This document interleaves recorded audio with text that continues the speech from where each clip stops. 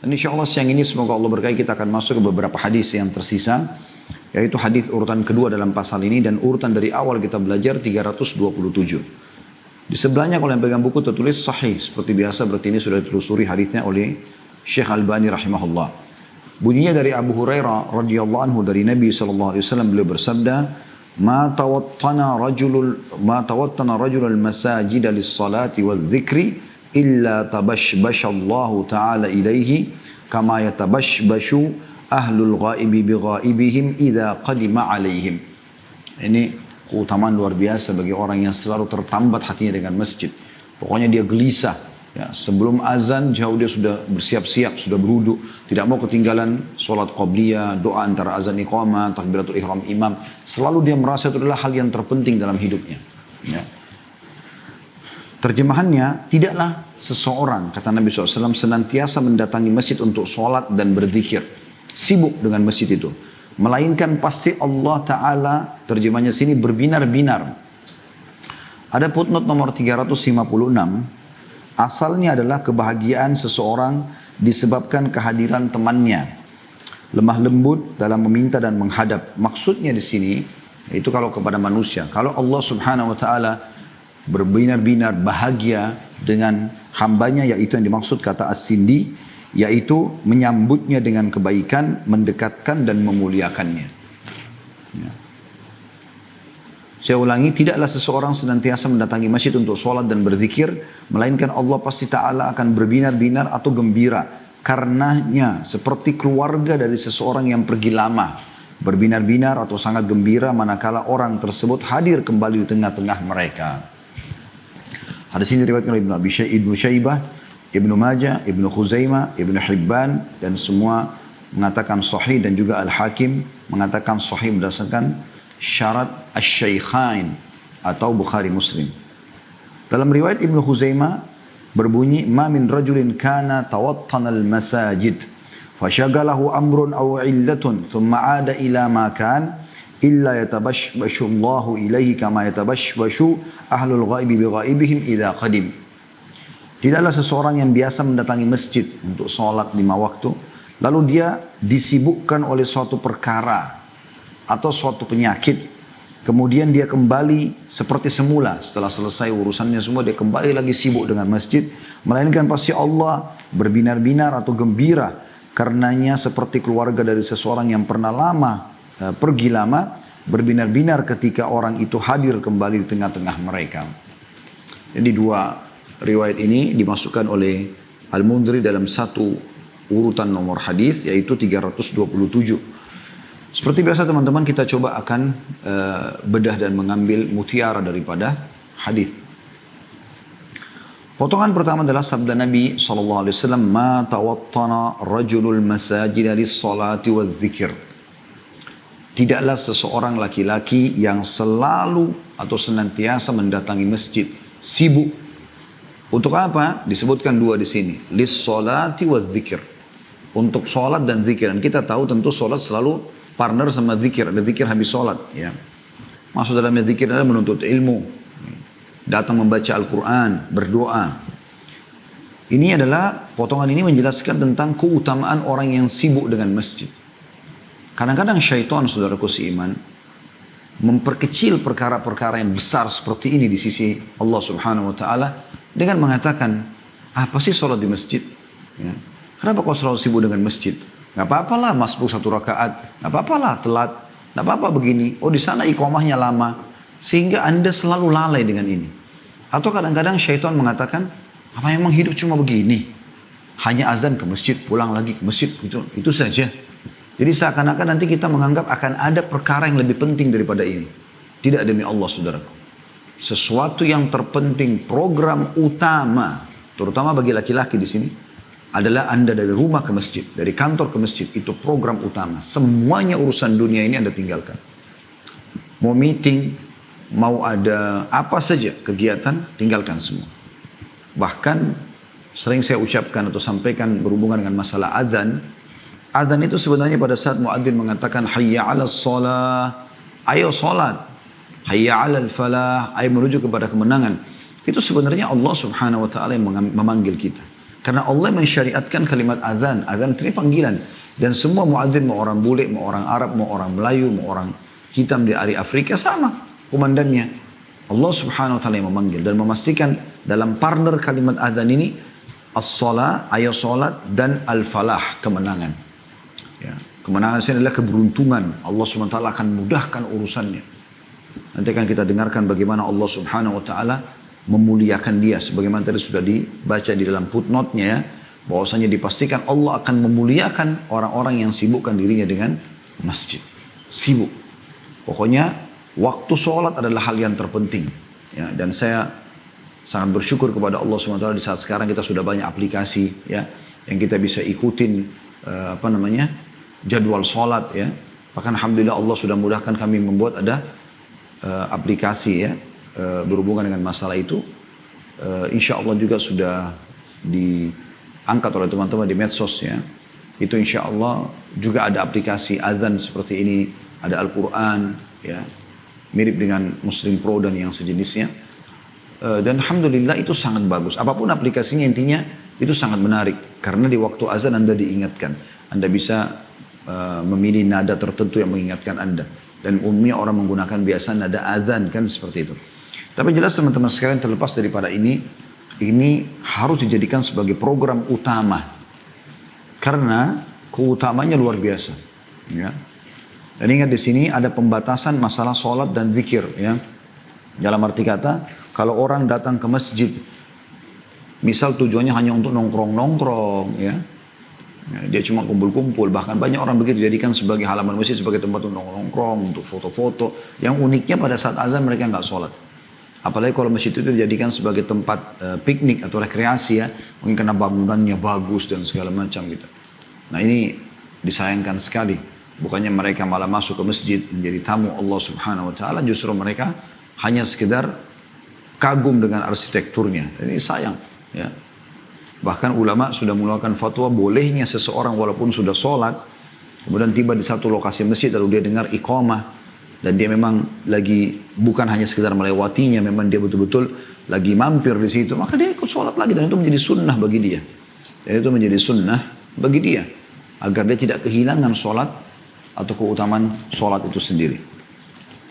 Dan makna zikir masuk dalamnya semua kegiatan yang mengingat Allah subhanahu wa ta'ala. Terus saya sebutkan tadi, seperti berzikir sendiri, menyebut lafaz subhanallah, alhamdulillah, astagfirullah, la hawla wa la quwata illa billah. Dan juga masuk dalamnya doa, membaca Al-Quran, ya. Ini semuanya menuntut ilmu, ini masuk dalam istilah zikir. Itu potongan pertama dari hadis. Potongan kedua, keutamaannya adalah illa tabashbashallahu ta'ala ilaihi kama yatabashbashu ahlul ghaibi bighaibihim idha qadima ilaihim. Kecuali Allah akan gembira, bahagia menyambutnya. Ya. Sudah kita baca tadi terjemahannya di footnote, Allah akan muliakan.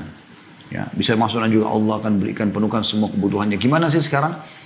Anda bayangkan Nabi SAW berikan gambaran sini, kalau ada seseorang yang kita sangat sayangi dalam rumah, ya, kemudian dia pergi safar, dan sudah lama dia safar, kita pengen sekali dia kembali.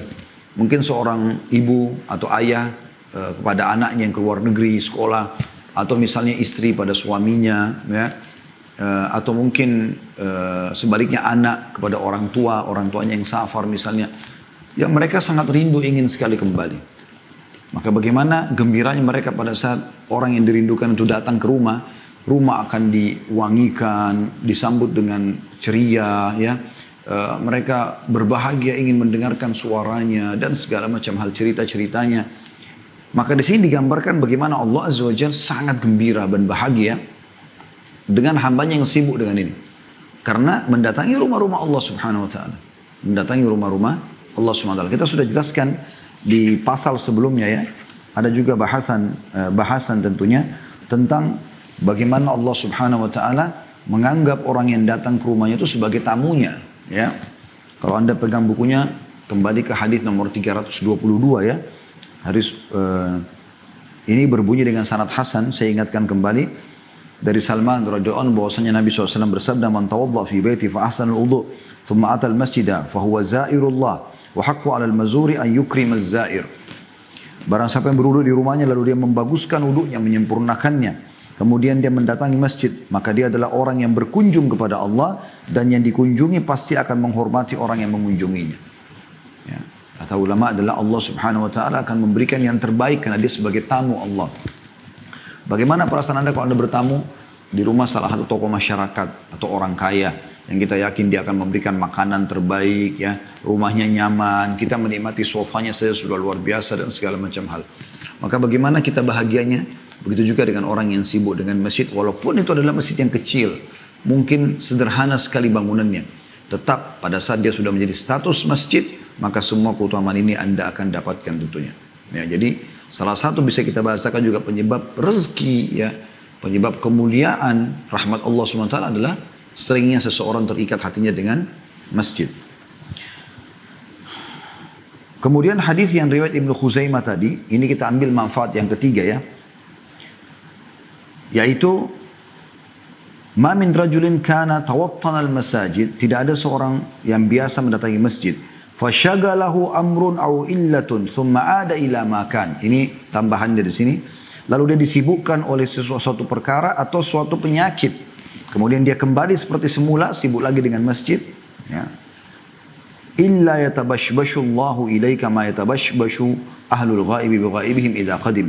Kecuali pasti Allah akan berbinar-binar bahagia karenanya, ya, seperti keluarga dari seseorang yang pergi lama berbinar-binar ketika ia hadir kembali di tengah-tengah mereka. Tambahan di sini dari manfaat hadis ini adalah potongan fasyagarahu amrun aw illatun thumma ada ila ma kan. Dia tersibukkan oleh satu perkara atau suatu penyakit. Ya, kata ulama perkara masuk dalamnya misalnya safar, ya. Dia biasa sholat di masjid dekat rumahnya, kemudian sekarang dia safar sehingga dia tidak datang lagi ke masjid itu dulu sementara. Ya.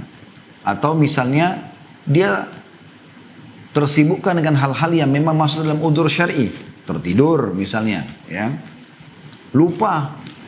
Misal dia lupa, dia asyik ngobrol di rumah, dia terlupa dan rupanya mikrofon masjid mati, lagi off. Kemudian dia tidak dengar azan, tiba-tiba dia lihat jam, oh sudah lewat waktunya. Orang udah sholat, misal contoh, ya. Contoh saja.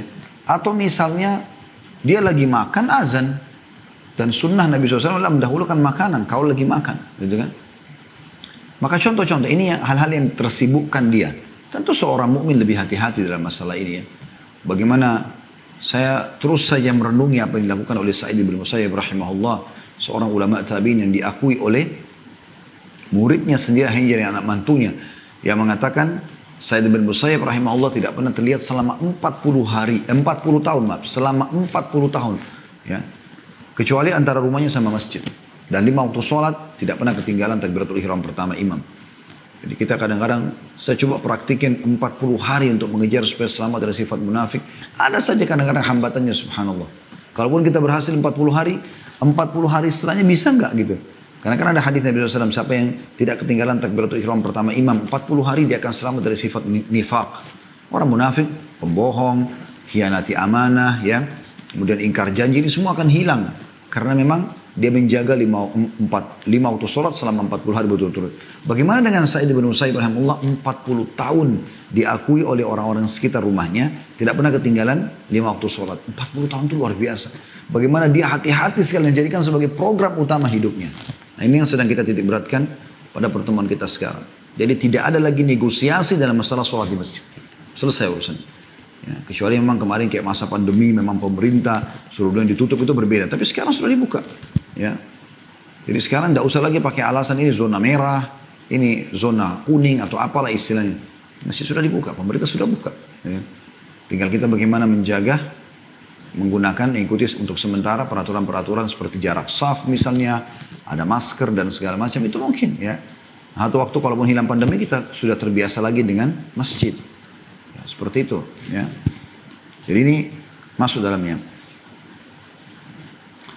Kemudian dikatakan atau penyakit. Ada orang misalnya tiba-tiba dia pusing, tiba-tiba dia mules, tiba-tiba dia demam, meriang, tidak bisa ke masjid.